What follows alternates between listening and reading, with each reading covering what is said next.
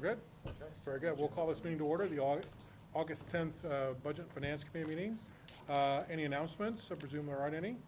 Moving on to consent agenda, if I have a chance, do we have a motion to approve the consent agenda? I'll make a motion to approve. Do I have a second? Second. Motion by Jocelyn, second by Cecilia. Good there, Jenny? All those in favor, please say aye. Aye. Supposed to say same time. Moving on to resolutions. R081522A, a resolution of the Common Council for the City of Fishers, awarding the 2022 nonprofit grants. I did receive via email from Cecilia the breakdown. I presume there aren't any questions from the Budget Finance Committee on how the money was allocated. If not, I'll entertain a motion. Yes? I'm sorry, did we skip over the transfer? We approved the consent agenda, which Oh, includes the that. consent agenda was both. Yeah, I'm Okay. happy to talk about it if No, you'd no, like. No, I'm sorry. It's okay. I just thought that was the minutes. I'm with you. Sure, Thank you. no problems. I'm with you. Again, we had the not-for-profit amounts that were at least sent out to council members today, and committee has met and decided where those funds are going to go. I have no questions unless there's any questions or concerns from the members of the committee, especially I got two of the committee members here present today. If not, I'll entertain a motion to approve that as submitted. I'll make a motion to approve. Do I have a second? I'll second that. A motion by Todd, a second by Jocelyn. All those in favor, please say aye. Aye. Recommend that for approval Monday night in the council meeting. Thank you very much. Discussion topics. There's no ordinances, so moving on to State Road 37 update. Jason Taylor, our city engineer, is joining us today. Welcome, Jason. Good to see you. Good seeing you. Hey, thanks for having me. Just wanted to give a brief update on 37, the status of, one, the construction, the financial aspect of it, and then the 141st Street and 37 interchange. So as it relates to construction on each of the interchanges, 126, as everyone knows, it's pretty much done. We are actually at the final stages of closing that project out, that interchange out, which is positive so that we can kind of move on. We actually were able to do a little bit of a cost savings on that. We're still compiling that information to figure out if it's going to be a couple $100,000 in savings or more. The 131st, 135th project and then the 146, those two projects, they are still ongoing. We are opening the traffic mid-September is the goal, assuming weather is going to cooperate with us. Typically, August is that time frame that you have positive weather for construction, but we'll see recently. The beginning of August is slowing us down a little bit, but still on target to hit mid-September for both those interchanges. The construction, the financial aspect of those, we assumed in our finance report every year when we submit that to NDOT, as we're submitting the monthly updates to the council, we had been assuming it was a 5% change order on the construction. On 131st and 135th, that contract itself, we're right around 2%. So assuming we're getting at the tail end, we'll say 2 to 3%. So we're still under that 5% that we had been assuming conservatively. On 146, I apologize, 131st, 135th, we're actually under a 1%. On 146, we're around 2 to 3%. We don't anticipate anything to kind of jump out at us in the last month and a half, but there always could be an unknown. For example, the contractor is, they're in liquidated damages, which means that we are charging them money every day that they don't have the project open to traffic. Well, depending on the way this kind of works out, it may not equate to it may be a net zero, just through the NDOT process. The big one is 141st Street. What are we gonna do? The original estimate was $26 million, and then inflation hit, and it came in, the lowest bid was $39 million. The highest bid was $50 million. So we rejected those. Legally, we had to reject it just by the criteria that the state statute is set in. But that doesn't mean that we're not going to move forward. We're just in the process now figuring out what options we have. So we've narrowed it down to really 4 options, but we're trying to figure out numbers for cost savings or what the new engineer's estimate would be. So one is just do nothing and just push it 6 months or a year or until numbers, the inflation kind of gets in check a little bit. Another one would be we would do some redesign of the drainage, which we think that we can get some cost savings, just the way that the drainage is set up. We're doing a lot of boring, and we're seeing that those contractors are pretty overwhelmed right now, so we think we can get a significant amount of savings from that. Our designers are putting together estimates now. The third one would be, close the whole interchange, right? I mean, that's not what we wanna do, but we're still trying to just throw everything at the wall to figure out what's happening. And then, the fourth option would be some sort of hybrid approach of closing for periods of time versus lane restrictions and figuring that out. We're hoping inside the next 30 days that we'll be able to get something put together and refine this, and then be able to give it back to the council and talk it over with the mayor to figure out what we need to do so that we can talk to the county and NDOT as well, because it'll have to go through that process. The biggest thing on 141st that we have found that, besides the inflation, is the risk associated with utilities. So we have now, just by delaying the project, we're eliminating that risk. And what I mean is there were no less than 5 utilities that were gonna be relocating at the same time that our contractor was gonna be out there constructing the project. And we have gotten those utilities to start moving. I make notes here that we already have 3 of those utilities. They're moving forward, the telecoms. We've got our lift station that we're, I would say 50% complete on, and anticipate that to be completed at the beginning of next year. So that risk is gone from the contractor. And then the water companies, CEG as well as Indiana American Water, they've contacted us and said they are ready to move, and they're already getting their orders put in with their contractors. And then the gas line's already on site. So by us delaying it just by 6 months has allowed us to be able to get those utilities out of the way, so if we bid this early next year, we should see some cost savings just in that risk reduction.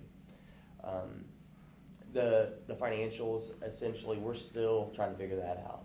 We're still trying to figure out what option we're gonna go with, but just assuming we've been able to save on construction and the change orders, and then the design and right-of-way costs have kind of been back and forth. Like the design cost has kind of went down a little bit than what we assumed. The right-of-way cost may have went up. Utility relocations went down. We're still in that $169 million range, 170 million, but we don't want to throw a number out there until we get these options back. But that's the quick rundown of 37, just give you an update, but be happy to answer questions. I have questions. My first question is the 141st is certainly most top of mind for me. The estimate for 141st, when was that estimate created? Like, that's what you were comparing the bids against, right? Yeah. So help me understand kind of the origin of that original estimate. So whenever that we you're trying to do a federal state project, we have to get that engineer's estimate put together 4 months in advance of it going to bid. Versus a local process, we have that a month in advance. So that estimate was put together somewhere around January. In that process, we started to look at how do we increase it for some inflation in anticipation of just the industry, not from the standpoint of material and resource issues, material escalations, but just from the resources of, we know there's a lot of large projects out there today. So we've already applied some inflation to that in the tune of about $1 million, but not to the point of what we could anticipate everyone else across the nation has hit. Okay, I understand.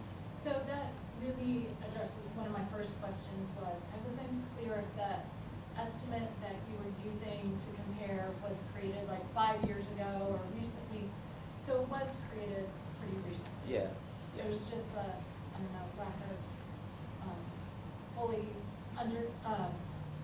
guesstimating how much the bids would come in and how much greater they would come in from the estimate that if was you created a look few months prior. at the other interchanges and how we've come in from the engineer's estimate to what the actual bid price is, we're well under 10%, closer, on some of them, we were within, I think 126th Street, we were within $75,000 or $100,000 on a $25+ million project. That's extremely tight, and that's a one that we would be like, good job.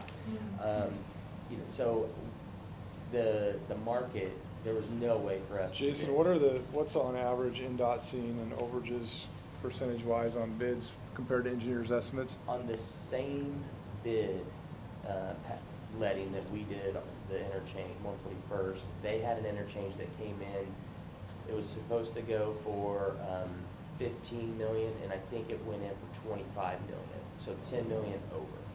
They awarded it because they were able to meet the state requirements on that, and of a certain number of bidders, and it was over a dollar amount. And they're averaging 30 to 40% increase in their prices. Okay, It so, depends on the project size, but generally. so are we saying the bids that came in were way outside of what NDOT has seen in the past, or Yes. recently, I guess? Yeah, I'm gonna mess up the number, but I was gonna say, I don't believe- do math in my head very well, I but, believe there were 300 bids on or 300 projects on the letting in July, and over 200 of them were not awardable. Mhm. And that was NDOT and Sure. their project list. So 2/3 had to be rejected. Got it. And don't quote me, I may be off on that number, but gives you an idea. So, so where we go from here, there are a few different pathways forward. And you took down 4 different options. Can you state again, I just want to be sure I'm clear on like kind of the timeframe. I want to point out, like, what you're sharing with us now is different than what the media reported, like at the end of June. So I'm really glad to have this information, but now I want to be sure I'm capturing exactly what your expectations are. So 4 different options could be on the table. What's the time frame for making a decision of the 4? I think in any situation, any of these options, all of them will say that we need to wait until at least the beginning of next year before we would go out to bid again. Okay. In that time period is where we are going to refine the options so that we can determine, is it $3 million? Is it $10 million? What is that dollar amount of potential savings by a slight redesign, or just pushing it out and getting it? Right. Okay, I understand that. So, but no matter what, like, we're pushing the project back, Yeah. right? We've been delayed. So let me take a pinpoint on that, right? So if we would have bid in the fall at the time frame we were talking about, construction would have commenced next spring for the Yes. project. So if we bid it in January and awarded in February, it would commence. Similar. It'd be a few months later, but. I think collectively, we just need to focus on, we're committed to building 141st Street, but we want to do it in a way that makes responsible choices for the taxpayers. I think what Jason articulated a minute ago is this time has allotted clarity around certain variables that would otherwise be priced into the project. So multiple utilities, there's an opportunity there to get those out of the way so people don't price that into the project. So I think that's important. I think there's some design things that we are learning from the bids that came back that were exceptionally high that says, okay, the market is telling us if we build it this way, there are certain boring companies and things like that that are just really busy and they price really high. Can we design a different way that achieves the same outcome that might be also able to bring down the costs? So I think it'd be premature for us today to put an arbitrary timeline on it. I think what we could tell people is we're committed to building the 141st Street interchange. The time frame in which we do that, whether it's 3 months, 5 months, 7 months, is dictated a little bit by the ability to bring down the costs through these, measures of utility relocation, things of that nature, and checking out the market. Fuel prices have gone down some. We're hopeful that that translates. But then last night, Mayor Hogshead announced, I think, $1 billion of road projects for next year for his city. So we're just trying to identify, like, when is the best time to go ahead and release this bid. But to me, the time provides the opportunity to hopefully not pay more money than we should for the project. So I think it'd be hard to pin Jason down on saying, you know, January 17th, we're gonna go bid this, right? Sure, yeah, Yeah. absolutely, fair enough. However, where my, point of view is we have businesses and neighbors in that area that have been so patient. So providing them some sort of, communication about, hey, here's what you can expect, or, hey, by January of 2023, we should have an alert to you about what you can expect next. I think that's fair. So I totally agree. We don't need to put a date on the calendar, but I do think Are you- we need to express to citizens what they can expect. Are you providing next. updates to the business community? Yeah, we do the monthly business, So we'll be sure to continue to update as we progress. and then we have the marketing push that Yeah. discusses that. You know, we're, like Mayor said, we're committed to doing this, but we're even having conversations with NDOT about the signal staying. How can we make it better? Like, how can we improve traffic flow? And we're in a good spot. If you rewind 5 years ago, we were having different conversations about the corridor, right? So we're in a Well, in spot. 35 days from now, we should have a much better idea of traffic volume 2 with 146th Street opening up. Yes. And 131st and 135th opening should relieve some of the tension on 141st Street that you're feeling today, Right. which will be helpful as well. And we'll adjust accordingly after that. But we'll certainly stay in touch with all the businesses and Yeah. keep them up to date. When we have information to share, we will definitely share information. Yes. Well, and I'll conclude with just a few requests, if you would. Like, I am very grateful for the report that Hot Tub provides for us. I would love for those to get back on a monthly groove, and so that not only stakeholders on the county side, but here around this table and city council as well, just is right there with you. I would like to commend the team. I feel like the communication to the business community has been excellent. It's fair for us to appreciate that the businesses maybe aren't happy, right? Or still feeling a pinch, but they are informed. And what I'm requesting of your team, and Mayor Banish, you too, just, can we have that level of communication in this committee, the finance committee, as well as city council? What you're communicating to us today is very different than what the media reported to our citizens several weeks ago, a few months ago. We all know we can't control what the media says, but we're here, I think all of us, here to help citizens understand where we are. There is no bigger project that affects the most citizens in State Road 37 for years now. So at the very least, I want to be able to communicate well and make sure I'm not quibbling about the decisions that were made. I'm concerned about how the decisions were made and communicated. And we've got your back. So if you're making good financial decisions, allow this committee and city council also to reinforce that message to our citizens. They've been so patient. They deserve this too. So We'll reengage on the monthly to be more consistent on that. I take that as myself, you know, he's asked for feedback from me and I've not been timely, so we'll get that back going. I apologize. And one other quick point, again, I find these reports very meaningful. The timeline graph Mhm. about, right, so I want that to be kept up to date too. Yeah, What we'll we have update in our that. current report for July is still April, and we're way different than that. So Yeah, I that's just a wanna good be sure point. we're all on the same page. We'll update it, but what we'll do is we'll have to put on hold or some Sure. comment, right? Because we don't know Yeah. the date. Yeah. But we'll definitely make a comment on that graph. That would be It'd be great. fun. And especially, I appreciate you guys are making big financial decisions. So whenever we're talking about financial decisions, I really would like this committee to be right there with you and the city council to be right there with you, at least informed. So, all right, thank you for that. Thank you for that update. I had a couple questions and comments as well. I don't know if you have a sense of what, once we do open up 146th Street, 131st Street, what that's going to do with the traffic flow down there. Understand where we're at financially, what we need to be doing.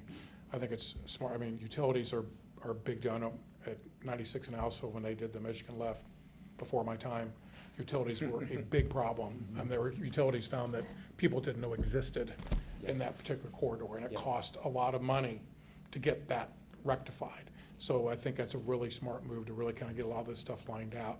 Any sense in your mind, or is this something that's kind of wait and see how the traffic does once 146, 131st opens up completely? No, Or I think, I mean, we've been planning for this kind of phasing, right, of each interchange opening.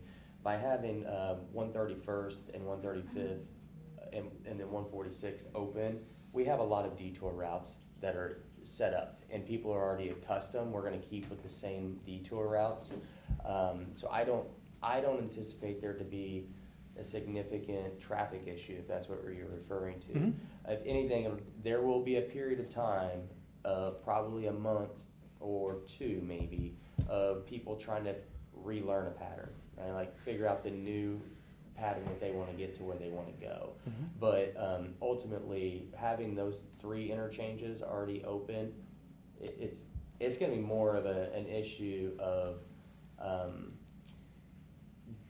us, I don't wanna say more of an issue. We'll make adjustments on 146. We'll work with the county to make signal timing adjustments. 141st. 146. Okay. And then on NDOT, we'll work with on 141st to get additional, because we're gonna have free flow, right? So we'll make those adjustments and increase or improve the signage to make sure that it's safe. I mean, if you think about it anecdotally, for the people on 141st Street, there's a period of time here that will kind of be the best possible scenario where you have all the other road constructions completed. The pressure on their roads because of detours are gone, yet they still have a functioning stoplight for the retail businesses that would slow traffic down in front of their business and be able to have access prior to construction. So, I mean, anecdotally, you have to know that traffic volumes are going to decrease significantly on 141st Street, just by the nature of. yeah, we saw the same experience a few years back on 116th Street where, you know, it was all bound up because 106 was closed over the Right. interstate, building that Right. interchange. You go through time and time again, you know, Yeah. traffic flows. It's gonna flow somewhere, some way, somehow. Yes, right.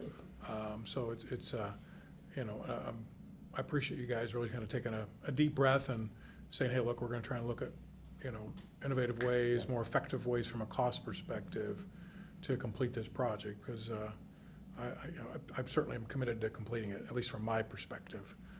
So thank you very much. No, thank you. Other questions I from, think the only thing I would add to this, there is a scenario where there is no delay in the construction of 141st Street. There's a delay in the bidding of Yeah.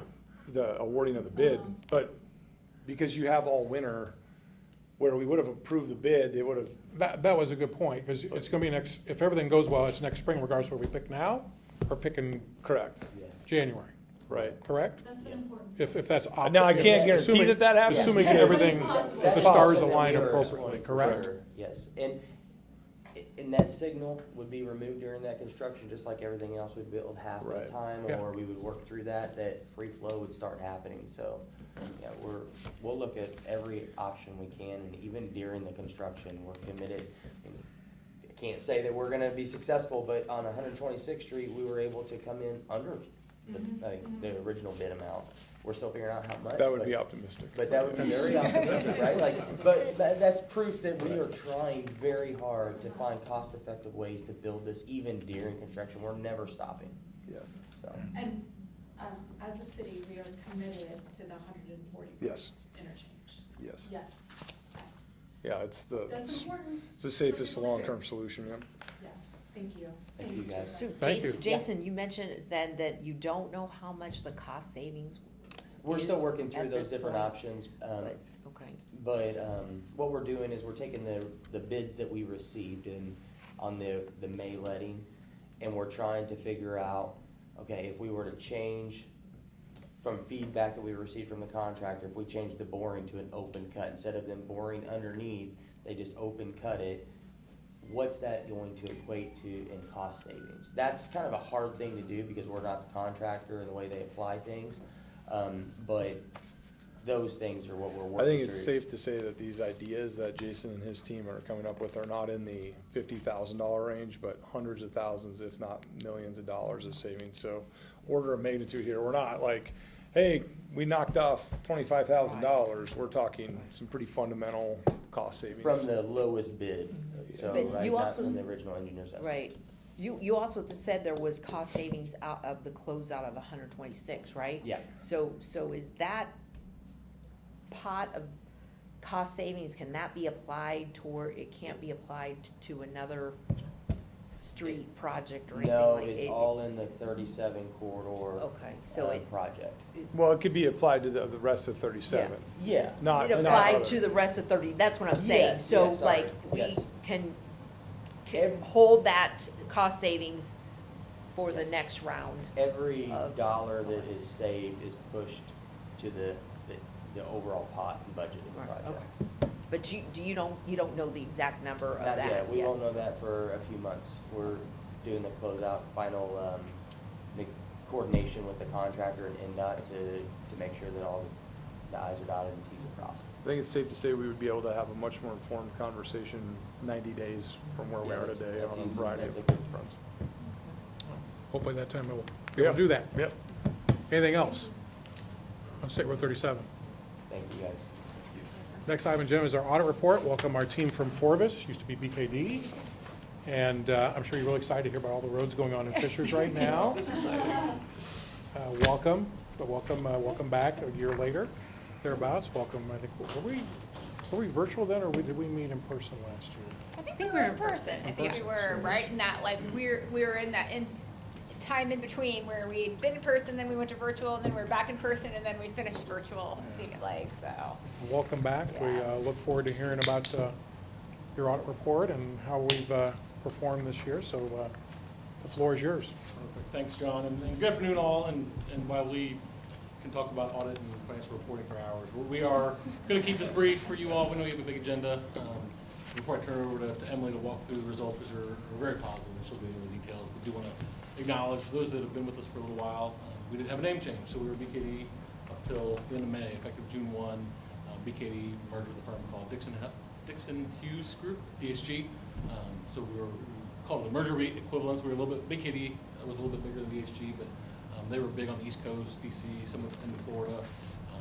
So it was really a nice merger that won't really affect how we serve you. Our team, public sector team here in Indiana will still continue to serve you, but it does have some additional resources. They have some offices in some locations that help us recruit some minority folks. So give us continue to focus on minorities and diversity, which is one of the big reasons that it's hard to attract talent right now.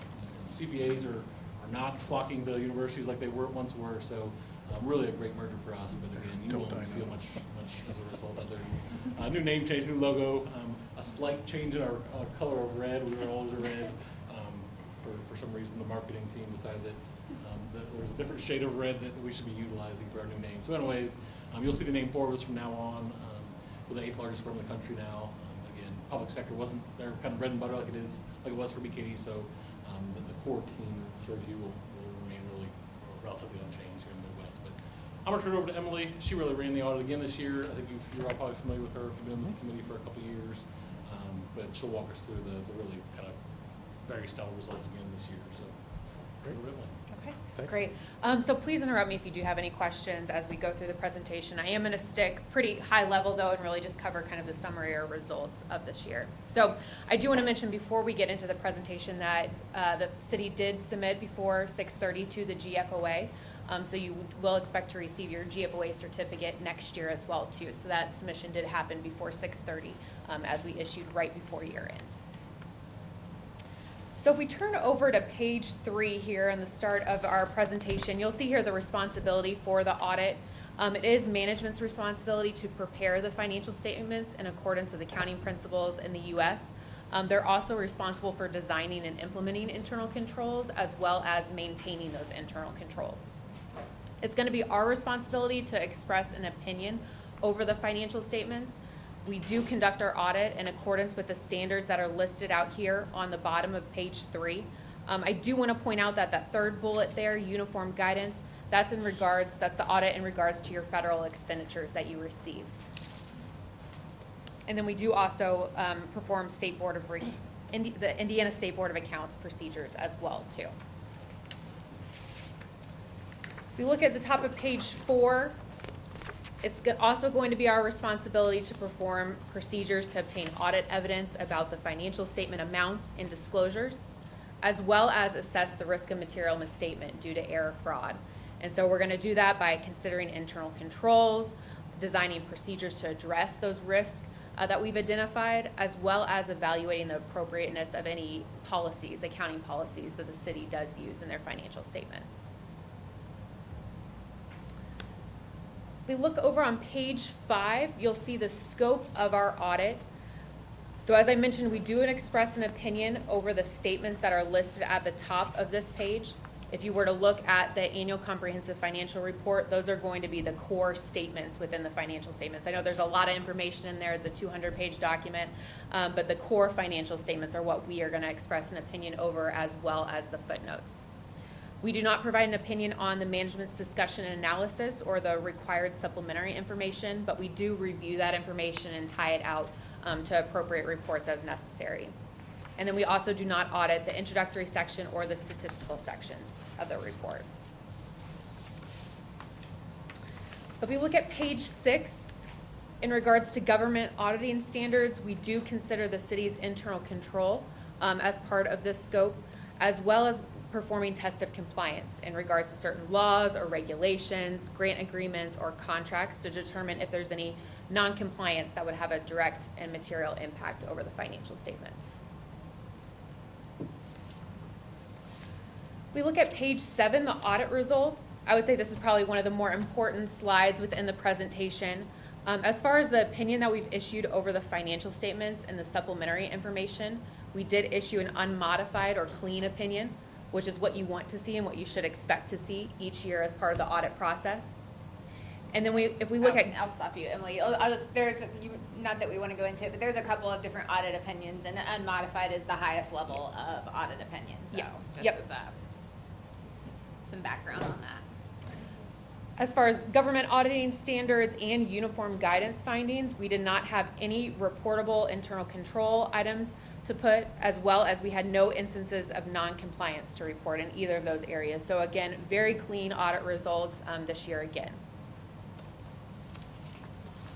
And just as a heads up, your single audit is based on your federal funds awarded, and so we usually always qualify. I don't know if there's been a year that you guys have been here that we have not qualified for that, but that is a separate audit in addition to the regular audit, and so that is something you show to still receive federal funds. And so that's like where you'll see money that comes from NDOT is actually considered federal funds, and like the FEMA reimbursements are all federal funds. So.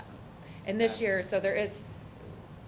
we have to do an analysis to determine which program of those federal awards would be subject to audit each year. We're not auditing each program that you receive federal funds in, and so this year we did audit the FEMA funds. So that's where our procedures and that uniform guidance were really subjected to, is your FEMA funds that you received in 2021. Page 8 really starts our required auditor communication. So this is kind of a summary of what's included in the audit committee letter. That is one of the deliverables that gets issued at the end of the audit engagement. Here at the top, again, just a few additional auditor responsibilities. We do provide reasonable assurance that the financial statements are free of material misstatement. We do not provide absolute assurance. That means we're not auditing 100% of the transactions. We use scoping or sampling techniques to really focus in on those high dollar or high risk areas within the financial statements. Our audit also does not relieve management or the finance committee of their overall responsibility for preparing accurate financial statements.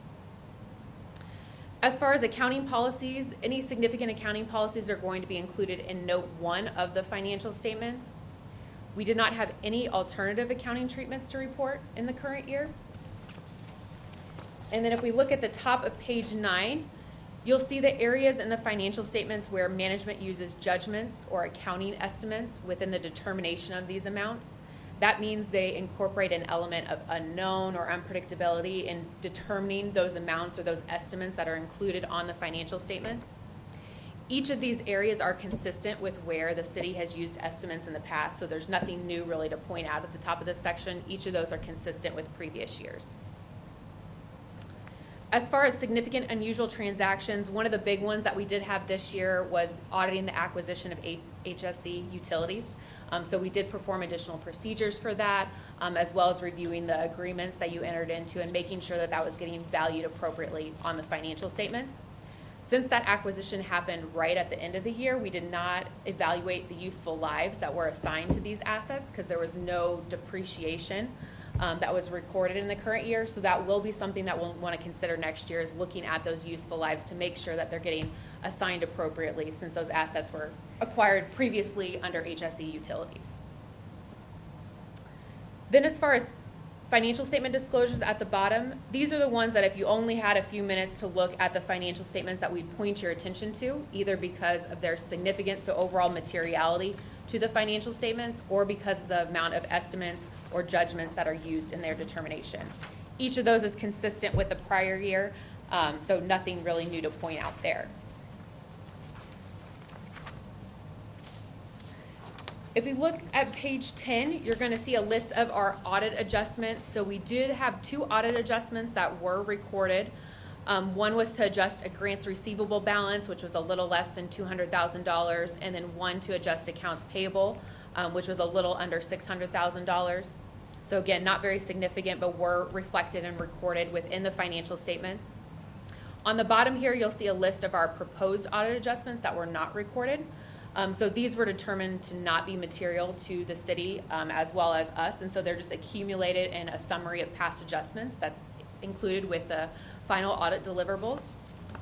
I do want to point out, though, that that last one, I apologize, it actually should have been disclosures related to future lease maturity schedule and not GASB 87 disclosure. You do have that included in your financial statements. It's really the one that is missing is relating to future lease maturity schedule. But again, each of those are considered immaterial to the overall financial statement, so are agreed upon by both the city and ourselves to not be reflected in the financials. We look at the top of page 11, as far as significant issues discussed with management. Again, acquisition of HSE utilities was a very significant discussion that we had during the audit process, as well as the accounting for the FEMA funds that you received this year and the American Rescue Plan federal funds that were received. So we had numerous discussions with the city and Baker Tilly to make sure those were recorded appropriately in the financial statements. And then last thing I wanted to mention here is we had excellent cooperation from the city, from Lisa and her team. So again, really appreciate all the hard work that they provided during the audit process to help us complete it on time and get it submitted to the GFOA. If you look at page 12, here you're going to see where we've identified our internal control matters. So as a quick refresher, we have 3 levels of findings. We have a material weakness, which is going to be the highest level of finding. Right below that is a significant deficiency. Both of those are considered reportable findings. So if we did have any of those, you would have seen that on that audit results page, that we would have had a reportable finding that would have had to be included in the single audit report or your audit of your federal expenditures. We did not have any material weaknesses or significant deficiencies, which is really great to see for the city. We did have 2 deficiencies, which are the lowest level of finding, and again, are not uncommon to see at cities of your size. The first one relates to those audit adjustments that I discussed on the previous page. And then the second one relates to the reconciliation of your deferred inflows or your unavailable revenue. There were some late adjustments posted in the audit process. So again, our recommendation is just to really formalize that process up so we can avoid those late adjustments to that balance right before the end of the audit. And then the last page we have is just going to be our other communications on page 13. These are not considered internal control findings. These are other matters or recommendations that we have for the city. The first being developing an accounting policies and procedures manual. Again, that just helps if there was any turnover, just to understand the process and have that manual really developed and written down. As well as some IT opportunities for improvement, which again relate to formalizing a change management policy. And then the last thing we have is your future accounting pronouncements that are going to be applicable to the city. The only one that I really want to point out here that's going to be the most significant for next year is going to be GASB 87, the leases standard, which I know we've been talking about for years. It finally will be applicable to the city next year. And really is going to change the way that you treat leases. It almost eliminates the idea of an operating lease and basically brings all of the leases onto your books as capital leases.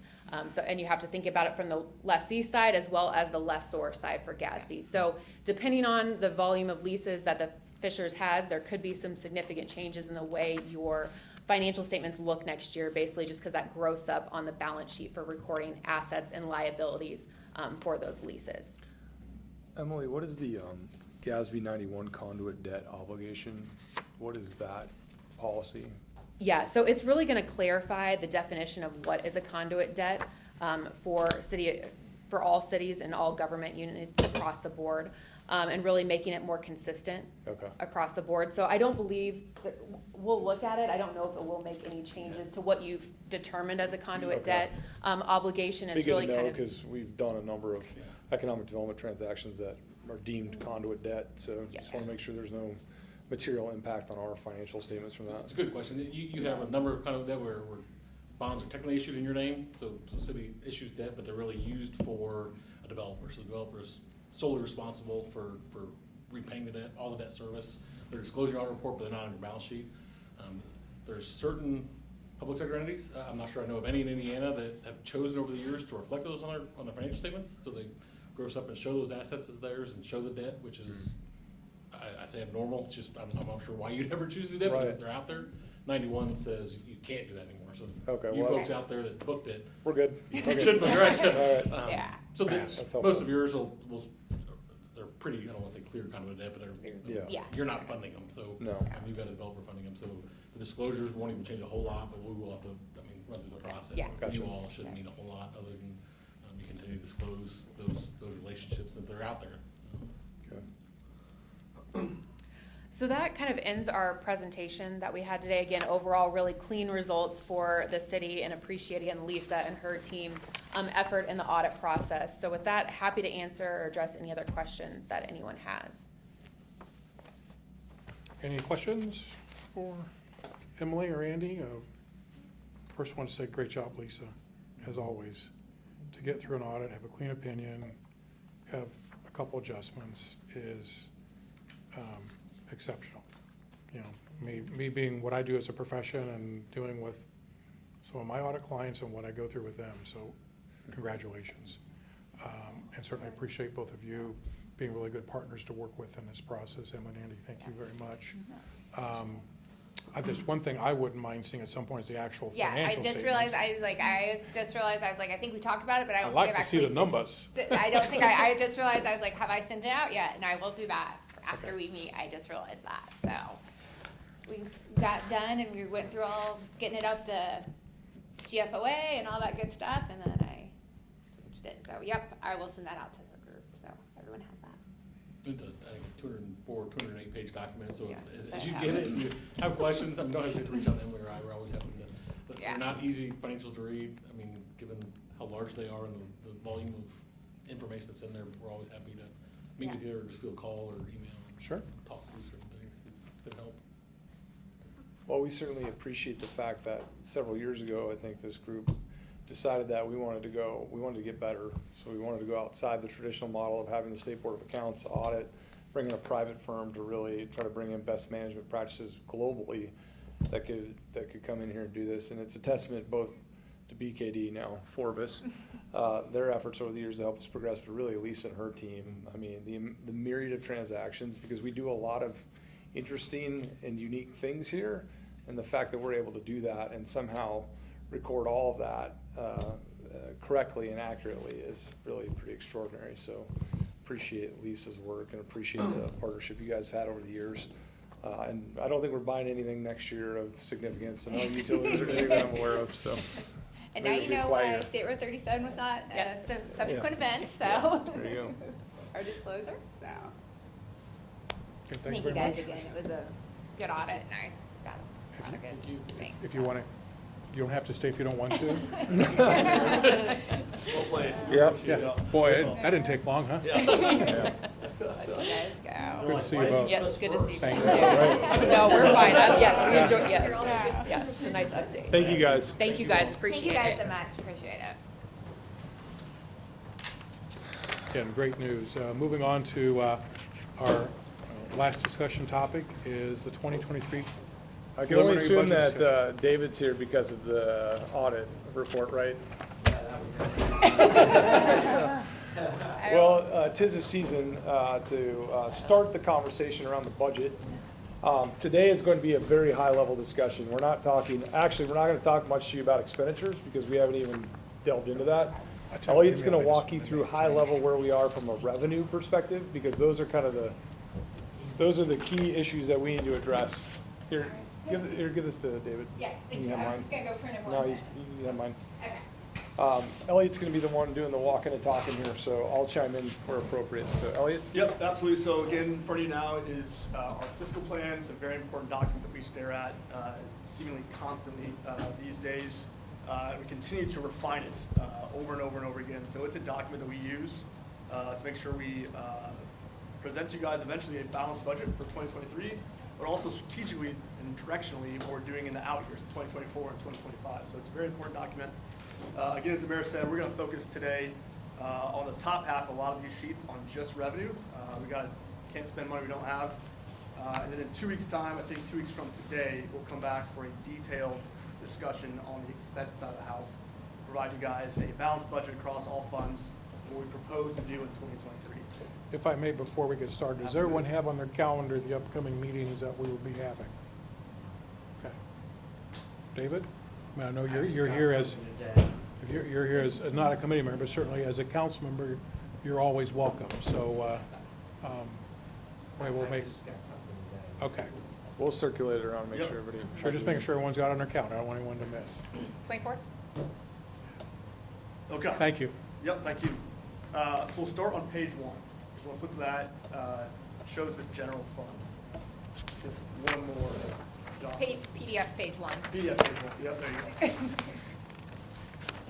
go. Okay, so our biggest fund here, if you look at budget 2023, the third column from the right-hand side there, our two biggest revenue streams are, of course, property tax and local income tax. So you'll see property tax at $30.7 million, and our local income tax is projected to come in at 37.6.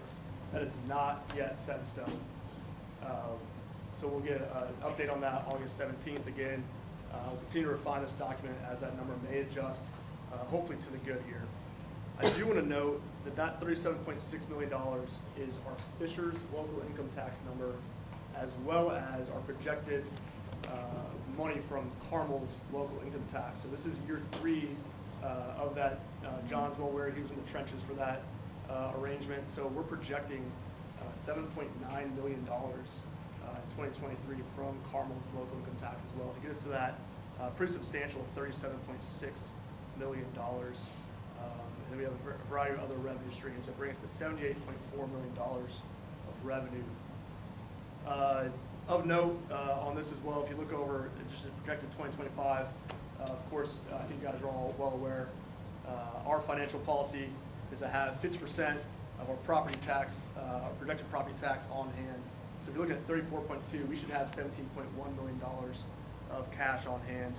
We'll be projected to have $38.3 million. So that's to state that we are in strong financial footing and projecting that way for the years to come. I think it's very important to understand why we have that amount of cash set aside. We can talk about how best to spend it, but what's most important from Ellie and I's perspective, and I think he said it well, over the last 3 years, we've been able to receive money from Carmel, but that doesn't continue on. So it's one time, that first year, I think we received $6 or $7 million, if I remember correctly, from Yep. Carmel. This year, we're receiving almost $8 million, which is wonderful, but that's one-time money. After fiscal year 2023, we go back to the old formula. It's a little bit better, but it's not that $8 million every year moving forward. So that's why we've been very careful to not tie structural annual costs to that one-time revenue. And that's why we've been carrying this pretty significant amount of cash, because Ellie and I don't want to go put police and firemen salaries or anybody else that will continue on when the revenue stops. So that's why you see a pretty significant carry of that one-time money. So I didn't realize that, so it was only a few year. Yes, 3 years. 3 years. 3 years, anything above 2.5% of Carmel's lid comes to Fishers directly. Yeah. Then it reverts back to the same. It reverts, yes, what it does is, it does slightly, so if you remember this formula. Right. It's the prior year's income tax plus the current year's levy, you add the two together, and that proportion compared to everyone else is how much you get of the income tax pie. So in 2024, you'll see a little bit more income tax revenue because you collected more in 2023. But Carmel's property tax collection, their levy, is so much bigger Right. than ours Right. that they'll go right back. And you can actually turn to page 45. I 45. believe, gives you the details on our local income tax. And before those years, maybe it's, yeah. So we've got the past decade's worth of data in here as well, and it projects 2023. So you can look at page 45, if you look at Carmel Civil City at 2.5% increase, Right. they get 25.2% of the income tax distributive shares. We get 14.9%. And then after the, that's in 2022. In 2023, they get 22.2%, and we get 17.8%. So that seems pretty reasonable, right? We only have a 5% spread. If you go then to 2024, It's right back. it goes right back to where it was. It's probably not time for me to argue that. Not, it's had nothing to do with you, I mean, it's. No,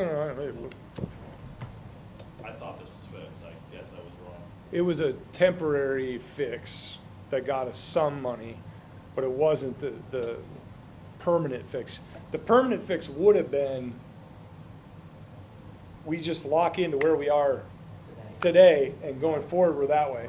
The problem with that is, you either ultimately take that away from Carmel permanently, or you're starting to take away from all the other municipalities. And that was something that, to get the other municipalities to support us, it was a do no harm provision. You're not gonna do anything to them. So this is a policy conversation for us moving forward with our legislators to say, to be realistically, our median household income is nearly identical to Carmel's, maybe like an $8,000 difference per house. Our population, we will actually be larger than Carmel projected. And we're seeing, if you look at the difference here, it is a significant amount of money. I mean, you could fund several of our departments just with the difference in the money. Right, that's the concern, is our growth is going to supersede theirs. We're gonna, and you're gonna have more police, fire, I mean, Yes. everything. So Right. just raised services that we're gonna have to provide. Right. And And outside of a legislative fix, this will not, you're talking decades before any of this comes even remotely into alignment. And in that time period, they will have received hundreds of millions of dollars of Fisher's taxpayer money because of this formula. So it is an ongoing concern going forward. Okay, I'm gonna flip through, there's a lot here. There's 84 pages of this document, you guys have this. I'm not expected to be experts by the end of the next 7 or 8 minutes here, but let's flip to page 7 and 8 real quick. And these are local roads and streets and our motor vehicle highway funds.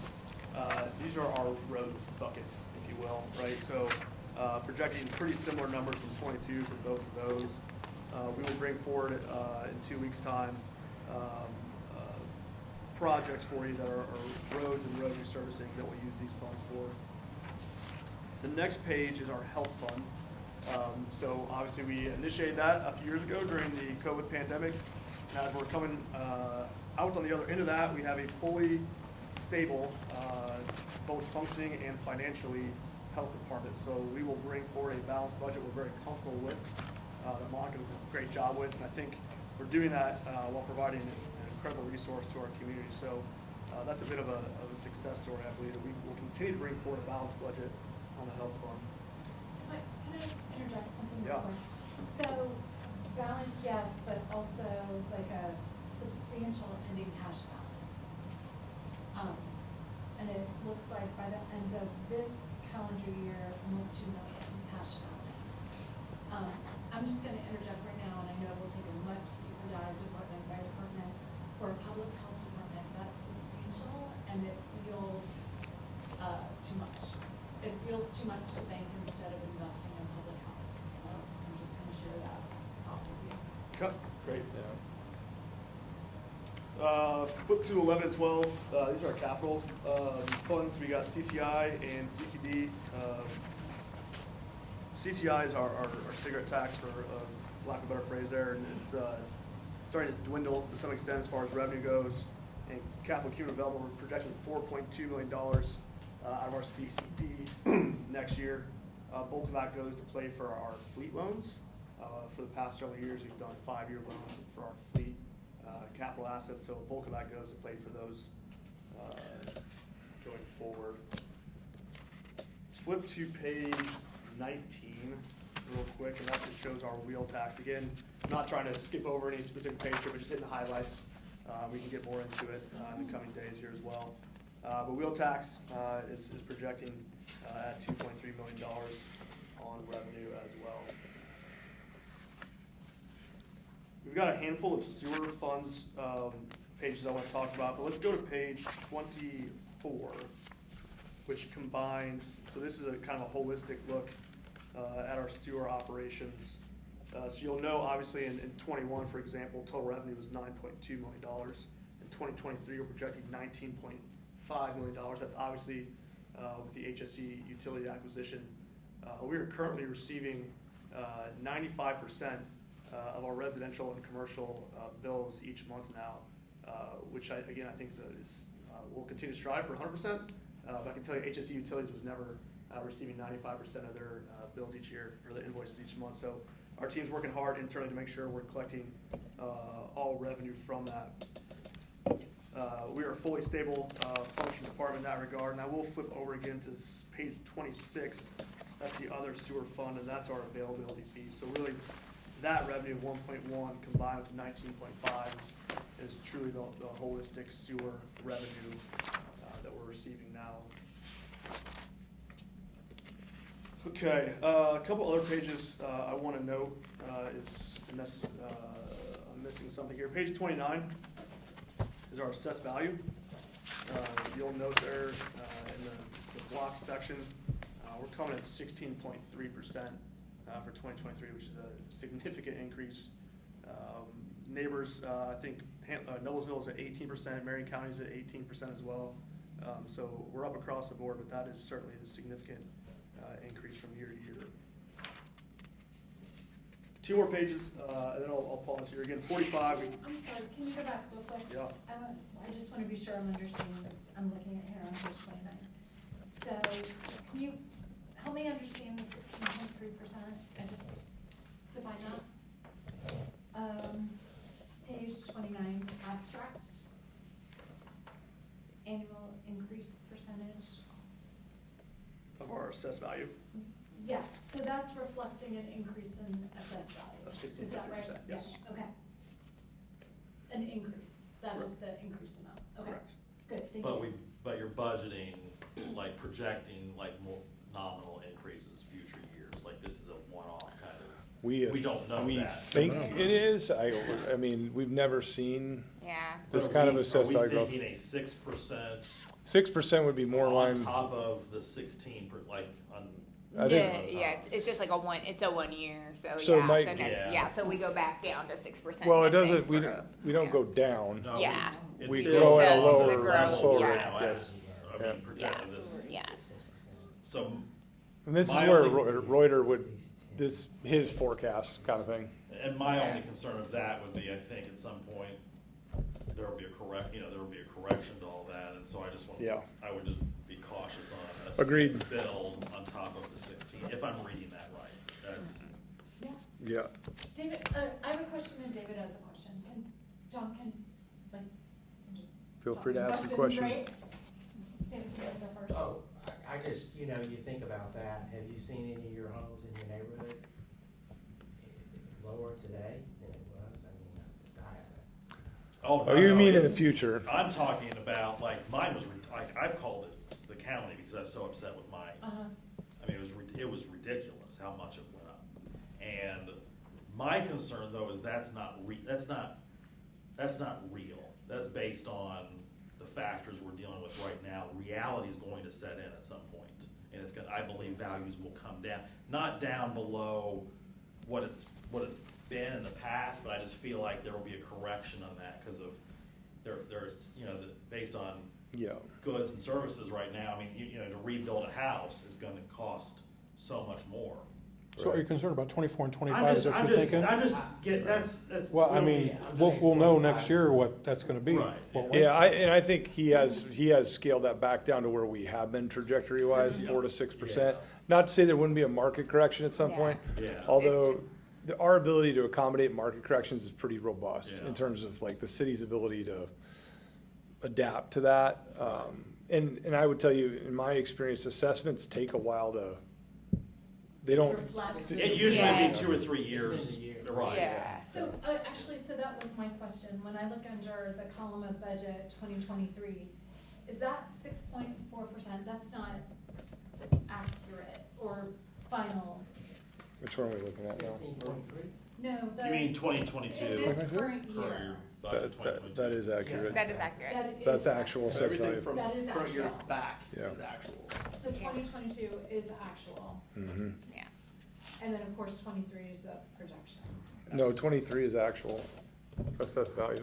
Oh, That I just came in, understand, yeah. I 24 and understand. 25 are I'm having my projections. years mixed Yep. up, okay. I may have thrown you off. I was talking about future, just.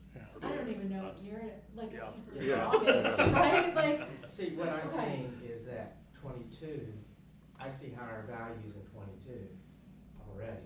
Yeah, I actually don't think these numbers are, there have been years where the assessment formula changes and all of a sudden like people's numbers get really out of whack.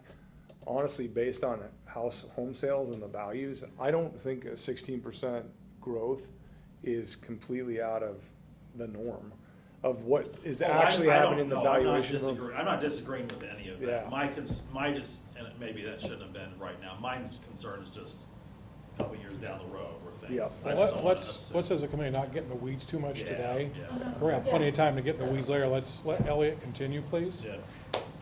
Two more things, and one we kind of already covered is that local income tax. Again, if you have any further questions on that, I can take them now or in the days to come. Please don't hesitate to reach out. But it shows, again, this is last year breaking out. So really, we're at $29.7 million for Fishers and 7.9 for Carl. I think there's another piece of this. You gotta be careful on the income tax growth too, because it was healthy, it was like 16%. But keep in mind, the year before, they only distributed 10 months worth. And so Yes. we've grown, all these Yeah. numbers have nuances to them, so the 16% is not really the actual growth in income in Hamilton Yeah. County. There's a bit of an accounting phenomenon here, where it probably grew at more like 7 or 8%, Right. which is still healthy growth. So we shouldn't be thinking that the year after will be another 12 or another 14 or another 16%. Right. Those are not real numbers. And Reuter, who's a very astute person in these things, he scales it back down and is pretty conservative in future years. And that's why I think it's important when you look at this from a high level, 24 and 25, the revenue projections are actually very conservative. We always start conservative, and then as we get more information, we build to what we think it is. So our actual financial position is probably even a little stronger than what's shown here. But until you have the information, you always want to be on the conservative side. Makes sense. Okay, last thing, real quick, promise. Page 66, really through page 70, kind of runs through our debt service, right? So if we want to flip, if you would, to page 69 specifically, just shows a couple of new projects we're projecting coming online here. So you'll get to the far right-hand side, you'll see City Hall bond at $17.4 million. So we're projecting in 2023, that's going to be a payment of about $1.4 million for that project. Again, an estimate, not a specific to the key number right now. And right now, we've got a plug number in there for the community center. If we are able to make that project go, coming online for payments in 2024 at $4 million for a debt service payment. And let me put a pin here. No one's saying you all are approving a community center. No one's adopting the budget for the community center. This is a this is a planning document, so we want to put it all out on the table so that we know what those implications are. But that's not, if you approve this budget, doesn't mean you approved a $50 million community center. It's just a planning document. 100%, yeah, I appreciate that, Mayor. So so we can contemplate, if you guys so choose to bring that project online, what does that mean for the mayor, Lisa, and myself as we look forward in 24, 25, 26, and on, the years? What does that mean for us as far as our debt service obligations?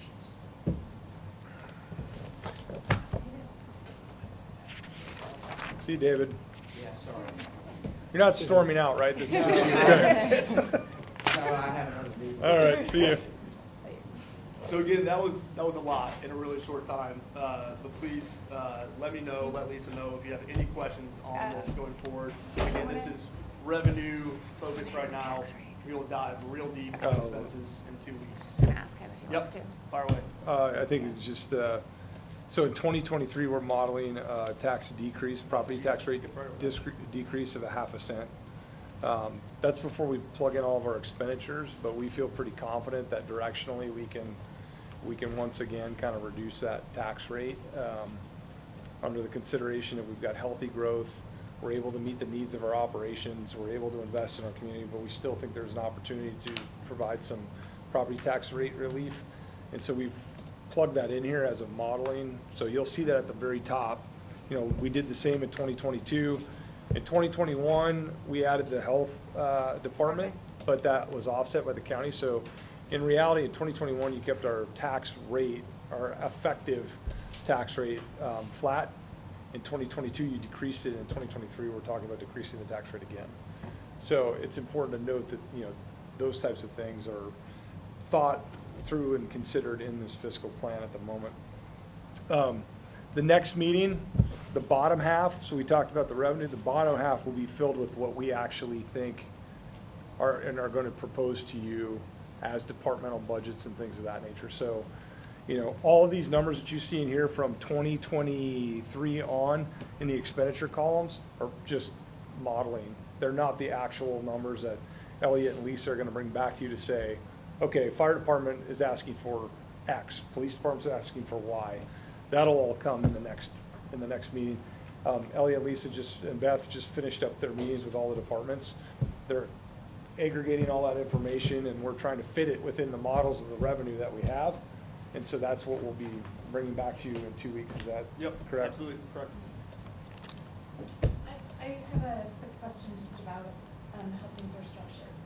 ARPA funds, FEMA funds, how are they reflected in this document? We don't reflect those in the fiscal plan because they're not permanent funds. Okay.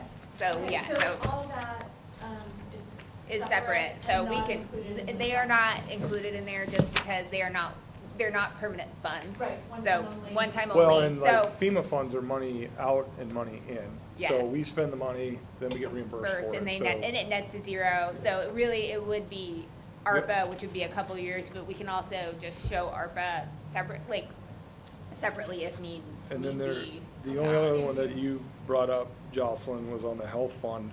Yeah. An example of where you talked about the cash balance. The reason they're carrying that significant cash balance, there's one-time money. And the only reason it has that kind of money, we are spending as much annual revenue as we're bringing in for the health fund, but she got reimbursed for all the vaccinations she gave. So that's one-time money. So we agree that should be invested in public health. But since it's one-time money, we really need to be pretty careful about what that one-time expenditure is. But if you actually look at annual revenue versus annual operations, we're not growing it. we're balanced budget kind of thing. Okay. Yep. And I appreciate at our next meeting, we'll take a deeper dive. For sure. Department. Next one is still just this again here, and we'll go expenses in the following one. We'll bring in all Yes. department heads. Okay. We'll go deeper yet. We're gonna get there. Yeah. So we got Step two by more, step. right? Yeah. Okay. We'll be exhausted. And then we sent out a press release today, about all the dates so that the public's aware of when all this information will be put out there. I would just close with kind of our priorities going into this budget is it's a weird year. You have inflation, you have all these things. So we want to address that. We want to execute on a lot of the projects that we already have going, plan for the future. and then really take care of our current employees, take care of our people. I mean, if you're looking at, 9% inflation rate, what can we do for our employees to alleviate some of the burden on that and keep good talent within our organization? So we're worried about that, while at the same time trying to alleviate some of the pressure on our residents. And then really, one of my big things, and Jason knows this, is pave as many roads as humanly possible. So we're trying to, we're having aggressive discourse about that, but I want to pave as many roads as humanly possible, because I think there's an awful lot of desire to see that done. So you'll see that reflected, I think, in the budget that comes back to you here in 2 weeks. Mayor, I wanted to just make sure that we, and I'm sure you're having these conversations, that we are able to keep the police. I Yeah. saw recently that Indianapolis, they're providing a bonus to, and a lot of incentives. I just hope we don't lose good people Yeah. to other municipalities that all of a sudden are upping their game. So I want to make sure, I guess, we're taking care of our police Yeah. and fire, that we stay competitive to be able to, keep these good people. That's an astute Within our observation. Indianapolis, $10,000 signing bonus. They upped the base salary significantly. They have to in some ways. They're 300 men and women short right now, and they're going to add 200.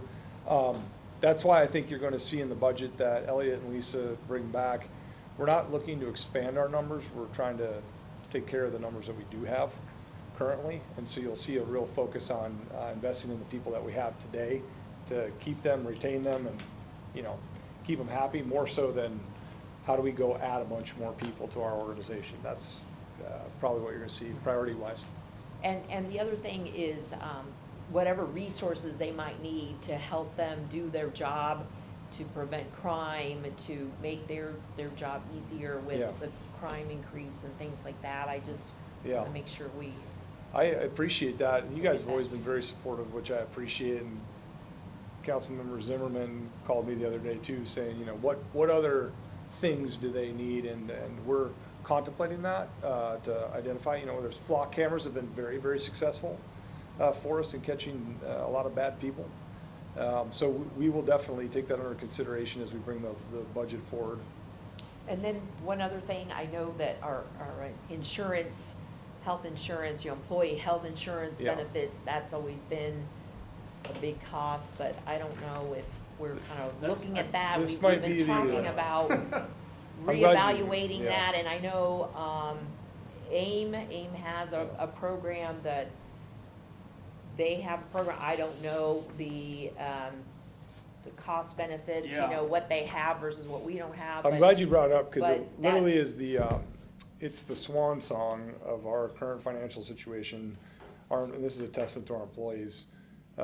We decided to go to a single contract with one healthcare provider, which is a direct contract kind of structure, last year, which is a big move, because, people have their preferred physicians, places, and we had to make that change. But we have kind of an extraordinary agreement where we have a 5-year, no more than a 3% increase annually for health insurance for the next 5 years, each year. So, That's outstanding. Yeah, I think so- most folks are gonna see 10% increases, Yeah. right? When we're live That's at 3%. outstanding. yeah. So we actually broke that So out. I work in this industry, I do the commercial side, Oh, yeah. but my coworkers handle the benefits, and we're going in, I'm sitting in meetings with saying, you have a 23% Yes. increase coming. And this, Yeah. that's not an extreme, that is Yeah. like a normal, so even, Yeah. 10 or 16 would be a great for some. Wow, So you'll So see that's- in your that's good. fiscal plan on the first page, Yeah. page 1, that Yeah. number that you see in there for health insurance for the next 4 years, that's not a projection. That's a 3%. That's your actual healthcare cost for the next 4 years, which is, that's a great place to be in, to be able to say, I know exactly what our healthcare will cost. It doesn't, community's not loving that right now. Yeah. That's That's great, Yeah, that's that's our great, concern. well, that's wonderful. Yeah. Okay. So, Good question. Anything else? it's the start of a process, not the end of it, so there'll be a lot Sure. more to come. If there's nothing else, I'll entertain a motion to adjourn. So moved. Motion. Motion by Second. Todd, second by, or motion by Cecilia, second by Todd. Whatever gets us out of here. All in favor, say aye. We are adjourned. Thank you all very much for your time today. What? I love the spirit of that.